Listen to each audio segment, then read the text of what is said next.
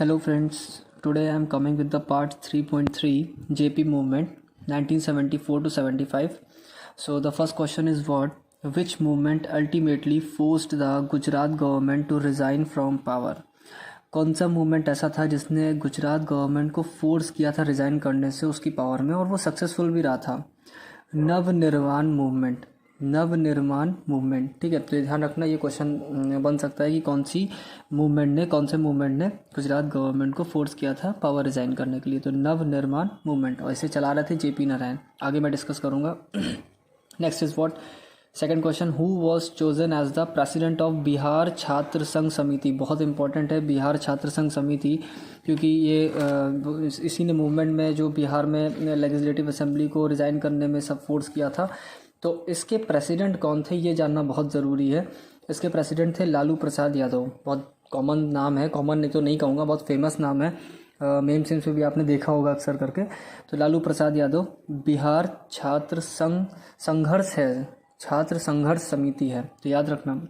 ठीक है, ये फुल फॉर्म भी स्टैंड में आ सकता है, स्टैंड ऑफ में बन सकता है ये question. And the third question is what? Who was the chief minister and education minister of Bihar in 1974 when BCSS called for a घेराव at बिहार लेजिस्लेटिव असेंबली? तो उस समय पे कौन चीफ मिनिस्टर था और कौन एजुकेशन मिनिस्टर था बिहार का 1974 के टाइम पे, जब बिहार छात्र संघर्ष समिति ने ये कहा था कि बिहार लेजिस्लेटिव असेंबली पे घेराव के लिए उन्होंने बोल दिया था कि बिहार लेजिस्लेटिव असेंबली को हम लोग क्या करेंगे, उसका घेराव करेंगे। तो उस समय चीफ मिनिस्टर कौन थे?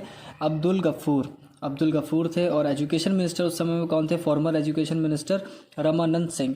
एजुकेशन मिनिस्टर का यहाँ पे नाम इसलिए लिया गया क्योंकि इनके घर पे इनका जो रेजिडेंस था उस पर घेराव कर लिया गया था, लोगों ने उस पर घेराव कर लिया था, इस वजह से इनको यहाँ पे थोड़ा हाईलाइट किया गया है। And the fourth question is what? Who called total revolution? बहुत इंपॉर्टेंट है। संपूर्ण क्रांति मूवमेंट इन बिहार में टोटल रिवोल्यूशन या संपूर्ण क्रांति 1974 में कौन लेके आया था, किसने बोला था ये? वो थे जेपी नारायण, जयप्रकाश नारायण, बहुत फेमस है, याद होना ज़रूरी है ये। Who was the architect of Janata party? बहुत इंपॉर्टेंट क्वेश्चन कि आर्किटेक्ट कौन थे भारतीय जनता पार्टी के या जनता पार्टी के? तो जेपी नारायण थे, जयप्रकाश नारायण, जो कि इसके आर्किटेक्ट थे। And when did, question number 6 is what? When did Indira Gandhi imposed a nation wide emergency? बहुत वेरी मोस्ट इंपॉर्टेंट क्वेश्चन बिल्कुल आने वाला है हिस्ट्री के पेपर में, कि कब इंदिरा गांधी ने नेशन वाइड इमरजेंसी लगाई थी? वो लगाई थी ऑन द नाइट ऑफ 25 जून 1975। 25 जून 1975 को नेशन वाइड इमरजेंसी लगी थी पूरे देश में। और ये इसलिए हुआ था, यही पता होना चाहिए, क्योंकि वो इलेक्शन हार गई थी वहाँ पे बिहार में, और उसके हारने के बाद में जिस तरीके से उन्होंने इलेक्शन लड़ा था उसको देखते हुए इलाहाबाद हाई कोर्ट ने उन्हें 6 साल के लिए बैन कर दिया था, पार्लियामेंट की सीट में उनको बैन कर दिया था। लेकिन उन्होंने इस बात को एग्री नहीं किया, तो वो सुप्रीम कोर्ट पे चली गई थी इस चीज़ को लेकर के। तो इस वजह से नेशन वाइड इमरजेंसी लगी थी 25 जून 1975 को। And the next question is what? Which political organisations were band during national emergency? तो कौन कौन सी वो पॉलिटिकल ऑर्गेनाइजेशंस थी जो बैन कर दी गई थी नेशनल इमरजेंसी के टाइम पे?